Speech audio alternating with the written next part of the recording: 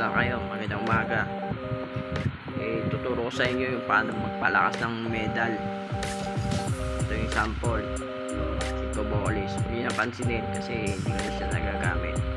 Ang gawin niyo dito, konsagrahin nyo nandiyan sa page ko, di ba?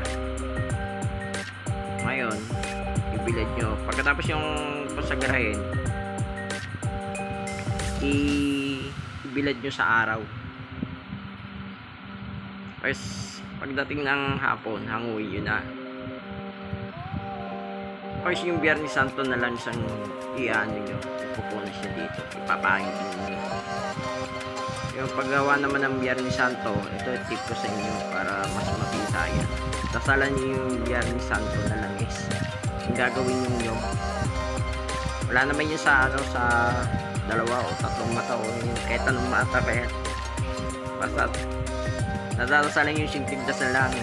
Bahala kayo kung gusto nyo ng orasyon na idasal doon na kunyari Paternoster, gusto nyo yung ama namin na Paternoster, pwede naman. Pagkatapos bahagyan nyo lang sausaw yung kamay nyo, parang hinahalo nyo, ising nyo lang. Mainit talaga pero okay lang yan. Ako ganun ang ginagawa ko sa Biyernes Santo na lang, nahalo ko yung kamay ko, talagang hinahalo ko. So ngayon, kung gano'n na Biyernes Santo, ipapahid nyo. Ipapahid nyo na ipapahid. Matagal lang ginagawa yan. Siyempre, yung iba, baguhan pa lang. Hindi nila alam paano papalalakas yung medal nila.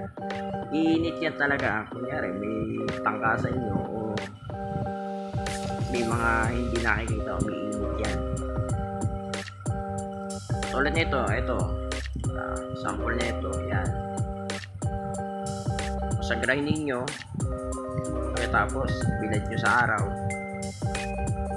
pagkatapos wala ng init, hanguin ninyo, pahiran nyo ng Biyernes Santo. O sa mga nagtatanong paano malalaman kung buhay na, hawakan nyo ng papaganyan, no? Kung maliit yung malaki yan, hawakan nyo lang yung bagya, ganyan, itibok yan kasi para pa siya nagbabibrate. Yun lang yung tip na ibibigay sa inyo. Sana makatulong sa inyo. Yung iba, alam nila yan. Yung ibang mga marunong, matagal na sa ganito. Ulitin ko konsagrahin, bilad sa araw, pag wala ng araw, manguwi nyo.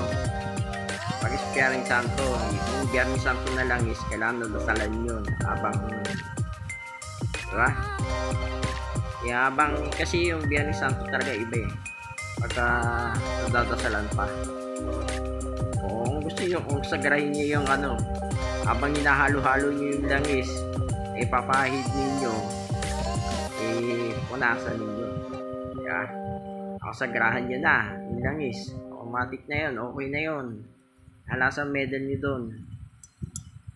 Ako sa mutya, hindi ko alam. Iba kasi yung mutya kalikasi, kusang maandar yan. So yun lang yung tip ko sa inyo, sana makatulong sa inyo lahat.